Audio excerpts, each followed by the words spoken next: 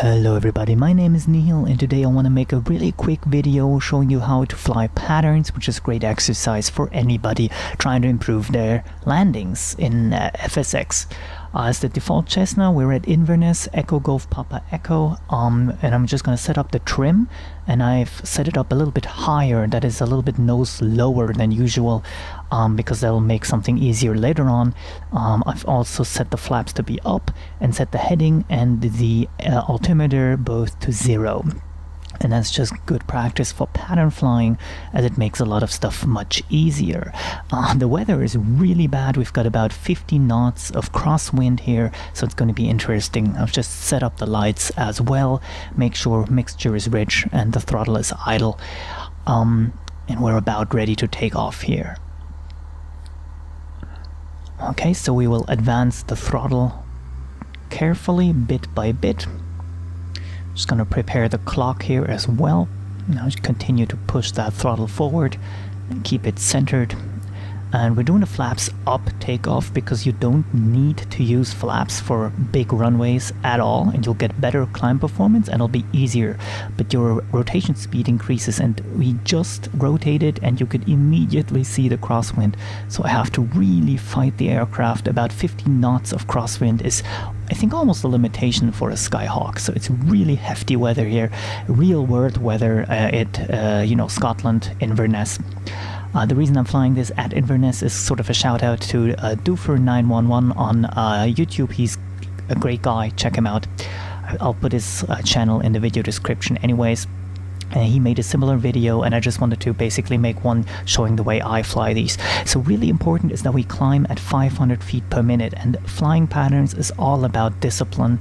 Don't climb too fast, don't dive too steeply, don't lose track of your heading, these kinds of things. So right now we're just not doing anything. Remember, it was a flaps up takeoff, but the second we reach 500 feet above the field, or QFE, field elevation, we'll take a 90-degree left turn, and we'll turn from the takeoff leg to the crosswind leg.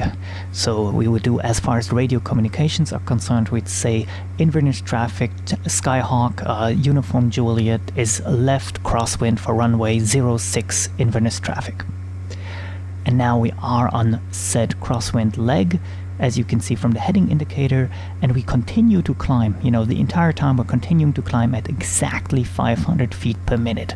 Very important not to, it's very easy to basically get lose track of that, and we'll just visually confirm the runway is where we think it should be, and it is.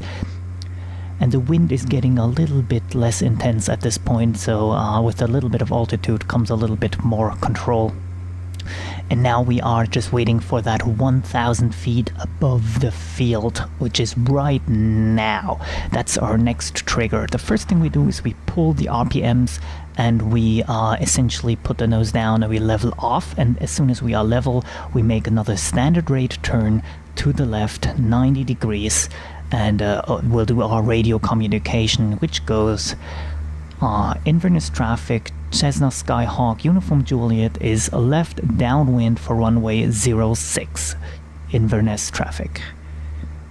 So now we are just about to be on our downwind leg right now. As you can see again from the heading indicator, the heading bug is pointing straight south relative to the aircraft, and that means we are on the downwind. So you can see the runway off of our left, and we are in fact flying parallel to it. Again, about discipline, now we need to keep 1,000 feet above the field, which is 1,000 feet on our altimeter. It's very easy, especially with the bad weather, to be blown way off course, way off altitude. So you need to continuously fight. You can see me, even though the aircraft is trimmed out, you can continuously see me kind of move the yoke. And it's just to remain on course and on altitude. And we are abeam the numbers, that is kind of opposite to the numbers, and so I'm just going to start the timer, and that's the way I time my turn, because right now we're just giving ourselves a little bit of space. We're just gonna keep on flying downwind and make that left turn to the base leg here in just a second, and I will do that at about 40 to 45 seconds on the timer. Okay, that's where I'm looking right now, and I'm still continuing to visually confirm the runway is where we think it should be, and of course always holding altitude and holding the heading. So now it is about time, so we will do another standard rate turn, which you can check from your turn coordinator, and we will turn base. So again, over the radio, Inverness traffic, Skyhawk Uniform Juliet is left base for runway 06 Inverness traffic, and we keep the altitude. You know, I'm still, as you can see, fighting that vertical speed indicator to stay at roughly 0 and keep me at 1,000 feet. But as soon as we level off here for our actual base leg, I'm going to pull the RPMs to descend, which is about, 2,000 RPMs, down to maybe 1,800 or something, just to get that descent going. And you can see we're currently a little bit high, but that's okay, and we're not lined up because we're still on the base leg, obviously.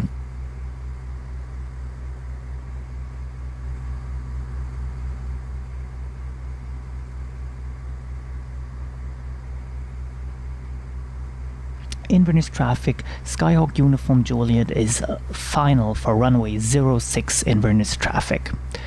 And we keep 500 feet per minute descent, and we'll turn to line up with the runway, and it looks like we overshot the runway just a little bit. It happens, it's not a big deal. I'm going to attribute a little bit of that to the wind, which is blowing us down because it's coming from the left right now. But whatever, it happens. We'll just level off and actually line up with the runway as well, and continue our approach here. And at this point we might as well put out the flaps. So flaps 1, we're just about at the right speed for that, and now we're just gonna land the plane in pretty adverse weather conditions with a lot of crosswind. So you can see me sort of, lead, maybe sort of even crap a little bit, I guess, whenever I feel it's necessary. Right now it's pretty good.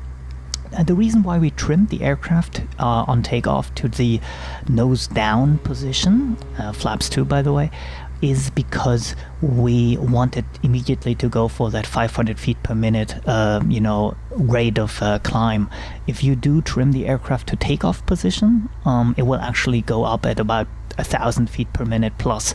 So that's something I figured out. You can trim the aircraft differently before you even take off and make your life much easier. So add in a bit more power, because with power we are controlling the descent rate, and with the nose we are, with the pitch, we are going to control our speed. The speed is looking good, just over 60 right now, and we want to kind of touch the ground at about 60 to 55, so that's really good. But we have to fight the aircraft to stay on center line. You can see me continuously fighting it all the way until we're down, because otherwise we will be blown off the runway.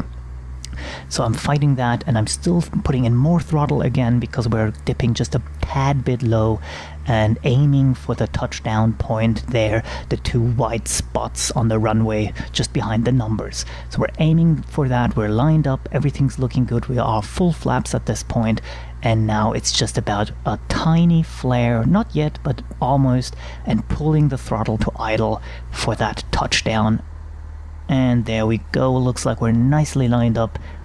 There we go, just a tiny bit of that, the front wheel was basically just maybe a second or half a second touching down after the main wheel, and that's good enough. You could flare more aggressively, but I feel like that was probably good. We'll put the ailerons into the wind here on the ground, because again the wind is coming from the left, because that's good practice, and just stop the aircraft. Let's take another look at what this looked like from the outside. So here we are approaching, and you'll see the tiny flare, which was, I think, barely enough, but just about enough for us to make a safe landing. Speeds were on point, we were pretty much on center line, and that means I'm happy, especially considering, listen to the thunderstorm outside, it's pretty crazy. So the idea of the pattern is that now we would be able to just kind of put in the throttle again and take off again. Okay, and then you can really practice a bunch of these. I do about 3 or 5, pattern landings a day, and that will really improve your way of flying the aircraft. Let's take a look at the flight analysis here. You can see the pattern. You can see the pattern wasn't perfect, but it was because of the wind, just very difficult. But the altitude was really good. You can see the altitude down there was really on point. So thank you for watching. My name is Nihil, and bye-bye.